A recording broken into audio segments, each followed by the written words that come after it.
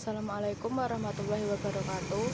Sebelumnya, perkenalkan kami dari kelompok 9 dengan anggota yang pertama Noriska Afrelia Sari dengan NIM 084, yang kedua Nuril Ulia Nikolani dengan NIM 085, yang ketiga Dini Sabrina Aryani dengan NIM 086. Di sini kelompok kami akan membahas tentang materi masa kemunduran atau stagnasi fikih pada mata kuliah metodologi studi fikih. Isi dari pembahasan kelompok kami yakni ada 4. Yang pertama, masa kemunduran fikih. Yang kedua, kemunculan taklid pada masa kemunduran. Yang ketiga, kemunculan jumud pada masa kemunduran. Yang terakhir yakni faktor kemunduran fikih.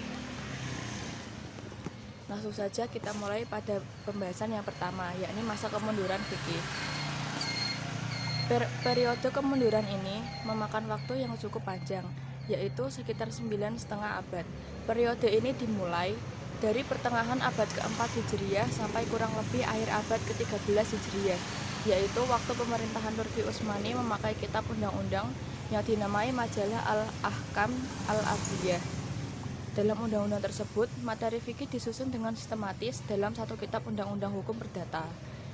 Serta pada periode tersebut, kota Baghdad jatuh ke tangan tentara Mongol. Pada periode ini, pemerintah Bani Abbasiyah yang diakibatkan dari berbagai konflik dan beberapa faktor sosiologis dalam keadaan lemah, banyak daerah yang melepaskan diri dari kekuasaannya dan mendirikan kerajaan-kerajaan sendiri, seperti Bani Samani di Turkistan, Bani Izdi di Mesir, dan beberapa kerajaan kecil lainnya yang antara satu dengan lain saling berebut pengaruh dan banyak terlibat dalam konflik. Pada umumnya, ulama yang berada pada masa itu sudah lemah kemauannya untuk mencapai tingkat mujtahid. Sebagaimana dilakukan oleh para pendahulu mereka pada periode kejayaan, seperti yang disebutkan di atas. Situasi kenegaraan yang berada dalam konflik, tegang, dan lain sebagainya itu ternyata sangat berpengaruh kepada kegairahan ulama untuk mengkaji ajaran Islam langsung dari sumber aslinya, yakni Al-Quran dan Hadis. Mereka merasa puas hanya dengan mengikuti pendapat-pendapat yang telah ada dan meningkatkan diri kepada pendapat tersebut dalam madhab-madhab fikih. Sikap inilah kemudian yang mengantarkan dunia Islam ke dalam taklid. Kaum muslimin terperangkap ke dalam pikiran yang jumud dan statis. Materi selanjutnya akan disampaikan oleh rekan saya. Kemunculan taklid pada masa kemunduran. Pengertian taklid yaitu menurut Asy-Syaikh Al-Alamah Muhammad bin Shaleh Al-Utsaimin, taklid secara bahasa artinya meletakkan sesuatu di leher dengan melilitkan padanya seperti tali kekang. Sedangkan secara istilah, mengikuti perkataan orang yang perkataannya bukan hujah, sehingga kita tahu faktor yang menyebabkan para fuqaha memilih jalan taklid adalah pergolakan politik yang menyebabkan negara Islam terpecah menjadi negara kecil, di mana setiap negeri mempunyai penguasa sendiri yang diberi gelar Amirul Mukminin. Di timur ada negara Sasan dengan ibu kota Bukhara, dan di Andalusia ada negara kecil yang didirikan oleh Abdurrahman An-Nasir. Demikian juga negara Fatimiyah yang ada di utara Afrika, sehingga memudahkan musuh Islam untuk menghancurkan negara Islam dan terjadilah perang salib.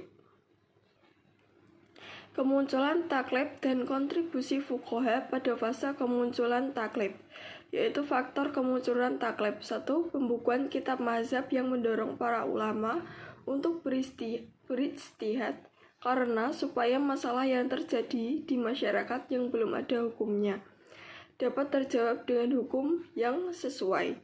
2. Fanatisme mazhab mengikuti imamnya dan seakan-akan kebenarannya adalah hanya seperti apa yang dikatakan imamnya tersebut. 3. Jabatan hakim. Para khalifah memberikan jabatan hakim hanya kepada para ahli saja. 4. Ditutupnya pintu ijtihad karena banyaknya fatwa yang kurang sesuai dan tidak benar yang bermunculan yang menyesatkan masyarakat, dan para fuqaha belum menetapkan aturan terkait dengan hal tersebut. 1. Taklil atau rasionalisasi hukum fikih. Pada zaman para ulama ini menemukan banyak sekali hasanah fikih yang diwariskan oleh generasi sebelumnya. Namun mayoritas warisan fikih ini masih belum menyebutkan ilatnya atau hikmah atau alasannya. Kemudian masing-masing fuqaha mazhab mengkaji, berijtihad, dan mengistinbat ilat hukum fikih yang diwariskan oleh imamnya. Melalui cara mereka bisa menentukan hukum bagi masalah baru yang tidak sempat dibahas oleh para imam mazhab sebelumnya. Mereka menambahkan hukum-hukum syar'i baru tersebut ke dalam fikih mazhab yang tidak terdapat di dalamnya nas imam mazhab. Kemudian hasil kajian ini dinisbatkan kepada pendapat mazhab karena dasarnya diambil dari fikih mazhab. Kedua, tarjih, yaitu para fuqaha mempunyai jasa untuk menguatkan pendapat yang berbeda dalam mazhab yang diriwayatkan dari imam mazhab. Tarjih terdiri dari dua jenis, yaitu aspek riwayat dan aspek dirayah. Ketiga, upaya pembelaan mazhab dan penulisan fikih perbandingan, di mana para ulama telah memberikan pengaruh terhadap kemajuan ilmu pengetahuan umum dan fikih. Ini bertujuan untuk membenarkan ajaran mazhab. Selanjutnya akan disampaikan oleh rekan saya. Materi selanjutnya adalah kemunculan jumud pada masa kemunduran. Jumud secara bahasa adalah kebekuan. Periode ini dimulai sejak tahun 656 Hijriah. Kota Baghdad jatuh ke tangan tentara Mongol dan berakhir pada akhir abad ke-13. Pada era ini, kondisi perjalanan fikih Islam sangat buruk sekali. Padahal periode ini adalah fase terpanjang dalam sejarah fikih Islam. Mengalami kemunduran dan jumud. Jika di zaman generasi pertama, kita bisa melihat para fuqaha yang sibuk menggali fikih, mencari ilat, dan beristihad, maka pada periode ini para ulamanya sudah beralih profesi menjadi taklid buta. Padahal mereka memiliki kemampuan untuk menempuh. Selanjutnya, kontribusi para fuqaha pada periode ini. Yang pertama adalah penulisan matan atau teks, yaitu tulisan ringkas. Penulisan matan menjadi tren sepanjang periode ini, bahkan menjadi konsentrasi para fuqaha, hingga ada yang mengatakan bahwa siapa yang menghafal matan, maka ia akan mendapat ilmu yang banyak. Jika penulisan seperti ini belum muncul, kecuali pada fase kedua dari periode ini, menjadi hobi para fuqaha sampai kepada tingkat rumus-rumus tertentu. Yang kedua, ada penulisan syarah, hasiyah, dan taklid. Untuk memahami makna sebuah matan, diperlukan adanya syarah atau penjelasan yang bisa menjelaskan maksud dari teks tersebut. Dan terkadang penjelasan tidak cukup sehingga perlu adanya catatan kaki yang bisa mengurai kalimat-kalimat yang asing. Selanjutnya, dampak kejumudan dalam fikih Islam. Yang pertama, ketidakberdayaan fikih Islam untuk menjawab segala persoalan yang muncul.